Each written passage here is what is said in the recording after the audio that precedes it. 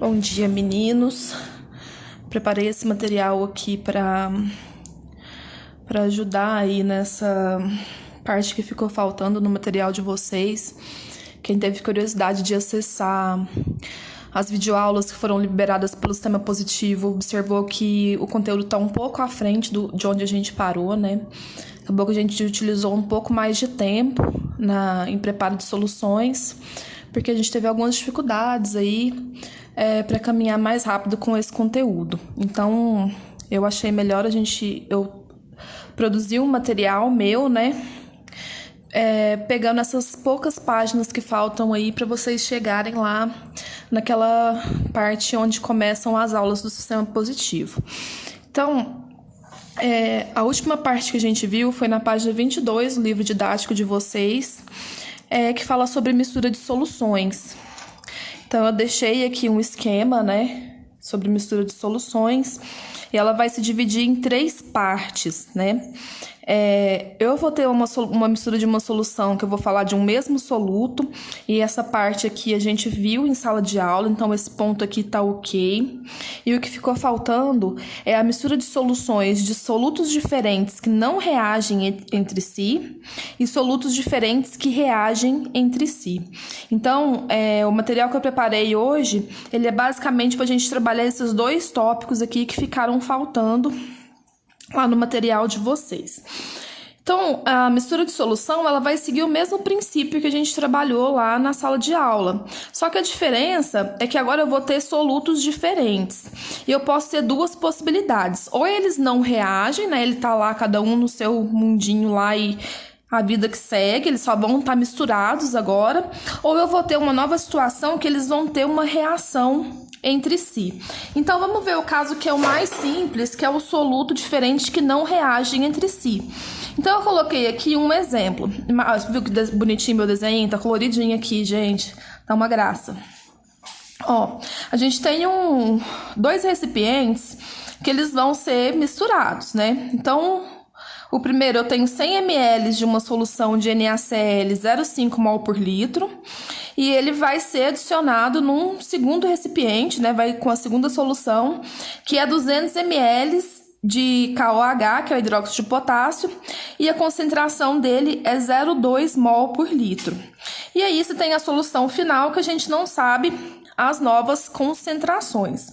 Quando a gente está falando de soluto diferente, que eles não reagem entre si, o que vai acontecer é que você vai ter uma nova concentração para o NaCl e uma nova concentração para o KOH, porque eles vão estar agora, quando juntar essas 2 soluções, o volume final deles não vai ser mais 200. Eu vou ter essa mesma quantidade de matéria, só que ele vai estar em 300 ml, que é o volume final.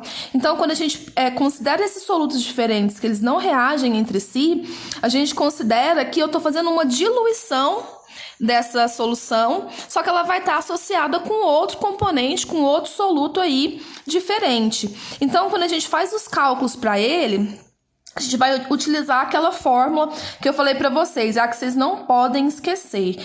Eu detesto fórmula, tudo se resolve por regra de 3, mas se tem uma que vale a pena de ser gravada, é essa, que é a do C1. V1 igual a C2V2.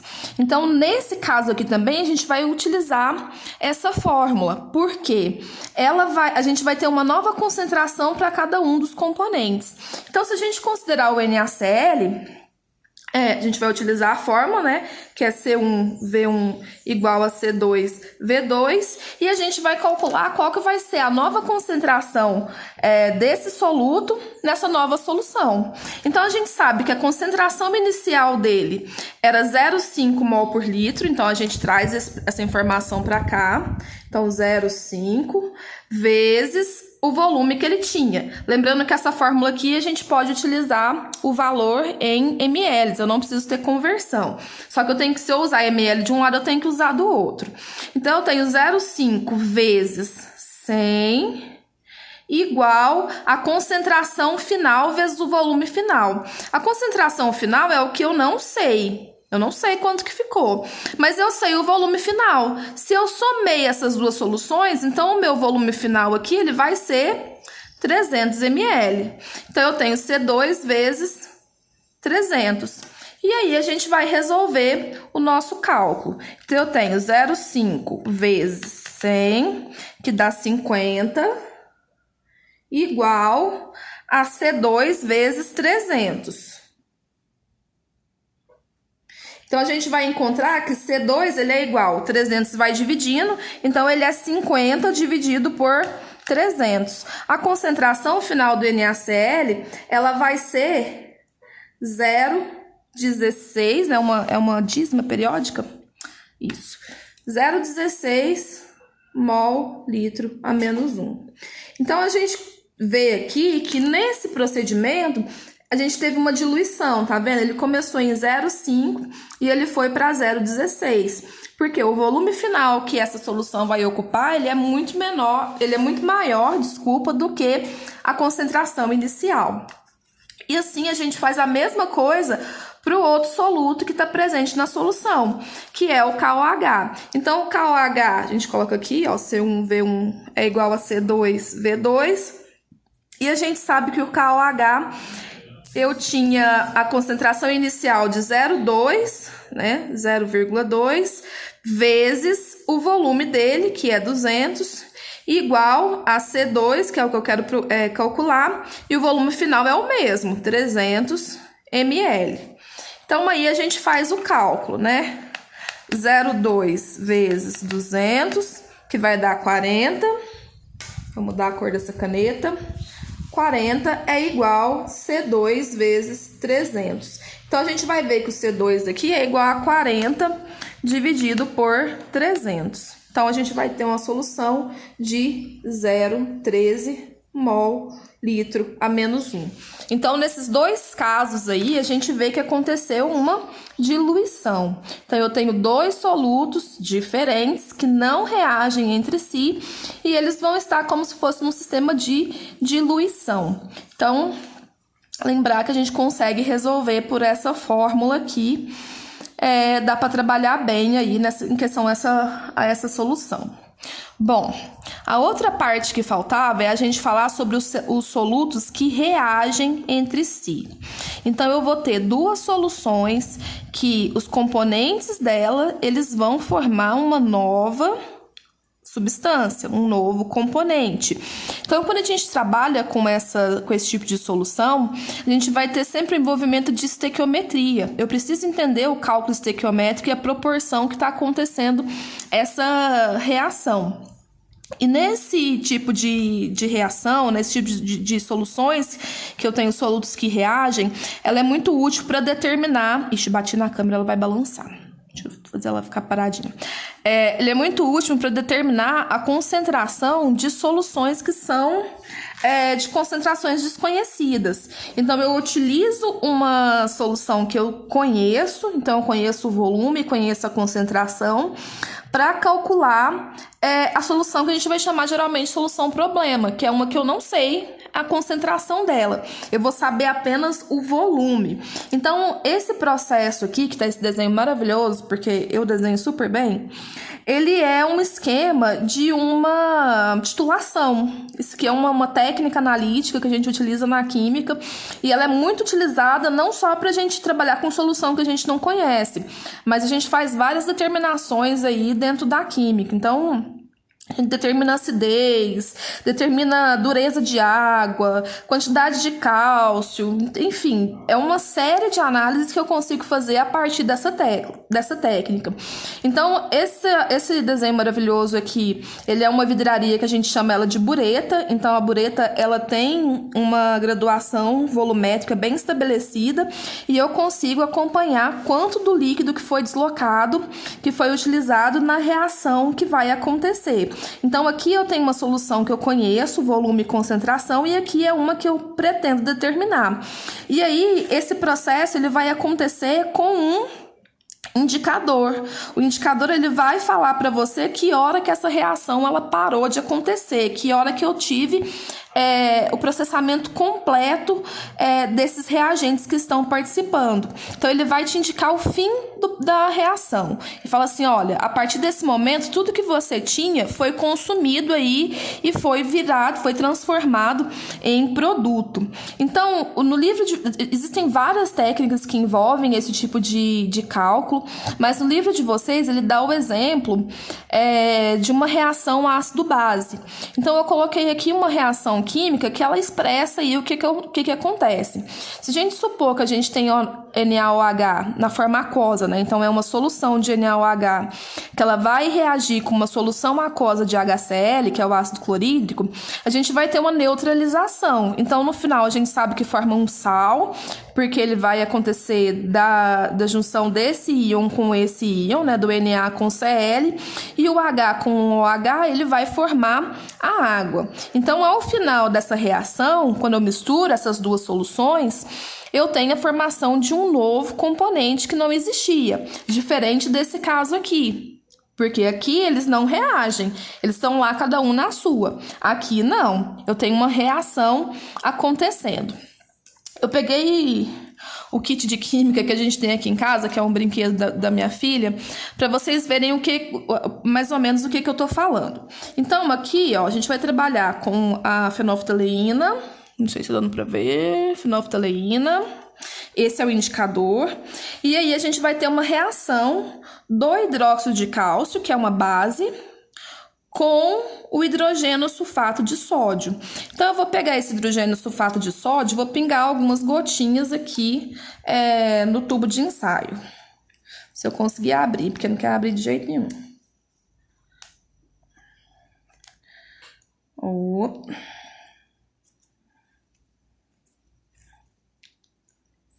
2000 anos depois, o vidrinho tá ganhando de mim. Ainda continuo ganhando, estou perdendo de lavada.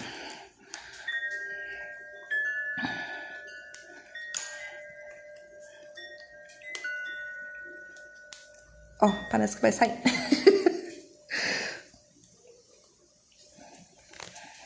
Gente, eu preciso de um curso superior para abrir isso aqui.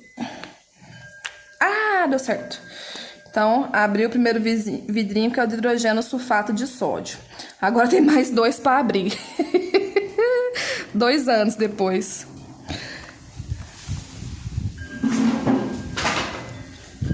E o mundo está desabando aqui do perto. Aí eu vou ter que pausar o vídeo, gente, que eu não tô conseguindo abrir os vidrinhos. Pera aí. Bom, pessoal, depois de quase perder meu dedo abrindo esse frasquinho, eu peguei o tubinho de ensaio, já aproveitei e coloquei um pouquinho de água, que é água normal mesmo, e aí a gente vai ver a diferença que vai acontecer aqui. Então, eu tenho um pouquinho de água e eu vou pingar uma solução, que é a solução de hidrogênio sulfato de sódio. Essa solução é uma solução ácida. Então, eu vou colocar aqui 10 gotinhas.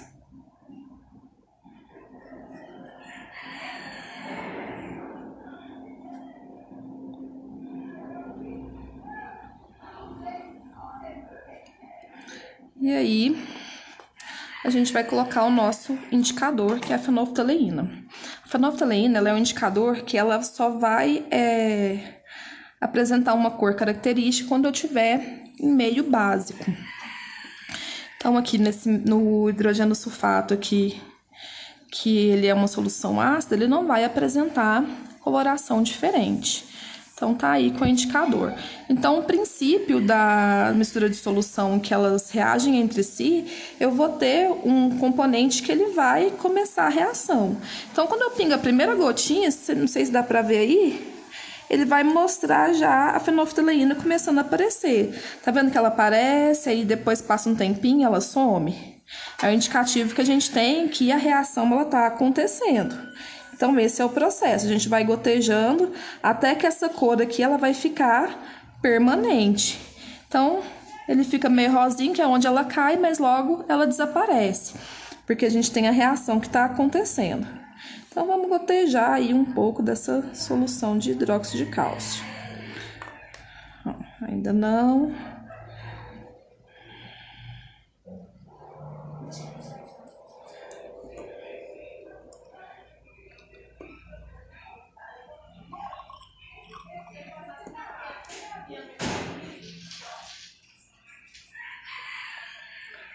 Então, vamos continuar o gotejamento aqui.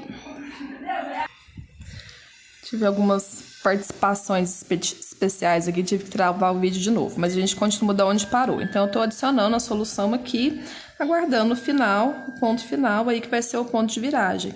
Então, a reação acaba quando a coloração ficar com essa cor aqui persistente. Então, é indicativo que toda a reação que tinha acontecendo, ela finalizou.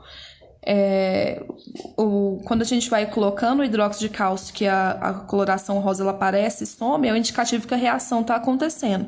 Só que vai chegar num ponto que a reação ela vai parar, porque eu vou consumir todo a minha solução inicial que estava naquele sistema. Então, isso é um indicativo de solutos que eles estão tendo uma reação entre eles.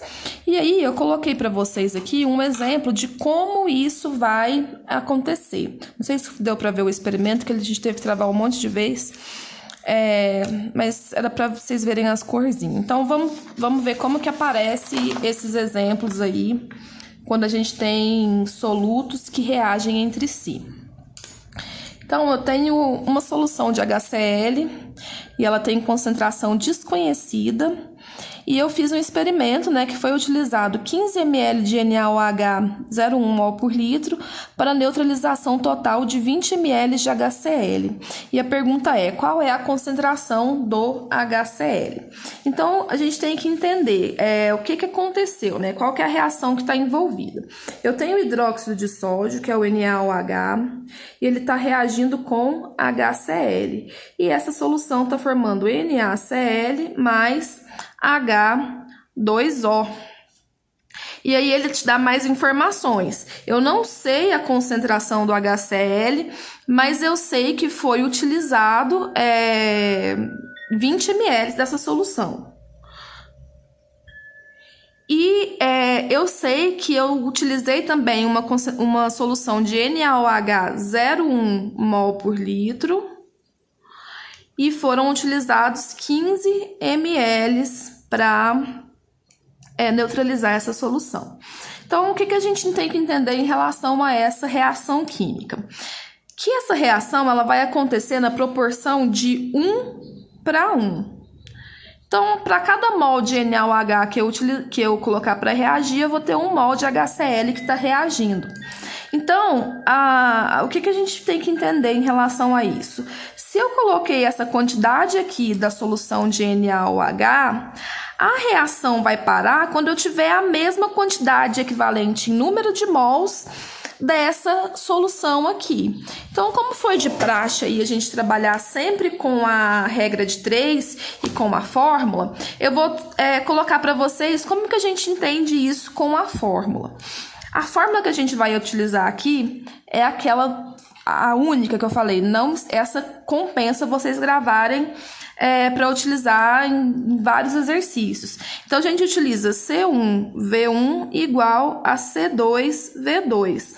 Por quê? Aqui a gente tem uma equivalência. Quando eu falei para vocês aqui que a reação vai acabar quando eu tiver a mesma quantidade de mols desse lado reagir com esse, é o que essa fórmula que ela tá falando pra gente. Olha, eu tenho uma reação que vai acontecer entre o NaOH e o HCl, e essa reação vai parar quando a quantidade de mols, a quantidade de reagente foi igual a desse lado daqui. Então, pra gente resolver isso daqui, a gente vai colocar os dados aí que o problema informou para a gente. A concentração do NaOH é 0,1 mol por litro. A gente utilizou 15 ml. O C2 é a concentração do HCl que eu quero saber. E eu utilizei 20 ml. E daí a gente calcula o valor, a quantidade a concentração dessa solução desconhecida. Então, a gente faz 0,1 vezes 15, a gente vai encontrar 1,5 aqui, e aí a concentração do HCl vezes 20. Então, a gente vai encontrar que a concentração do HCl é 1,5 dividido por 20.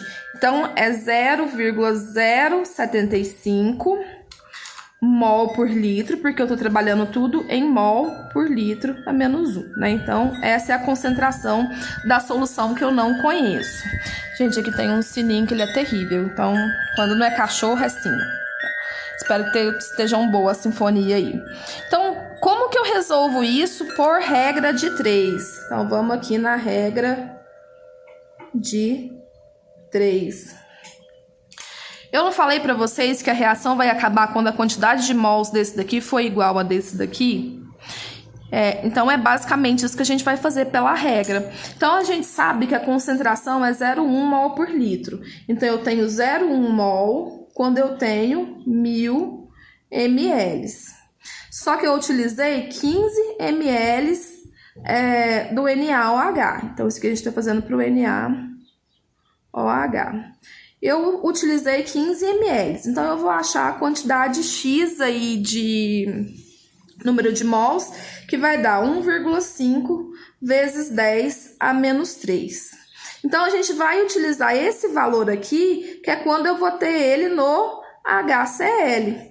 Então, eu tenho 1,5 vezes 10 a menos 3 mol de HCl em 20 ml, que foi a quantidade do soluto que a gente utilizou. Então, eu tenho 1,5 vezes 10 a menos 3 mol de HCl em 20 ml, que foi o que colocou. Então, em 1000 ml, você vai ter o valor Y.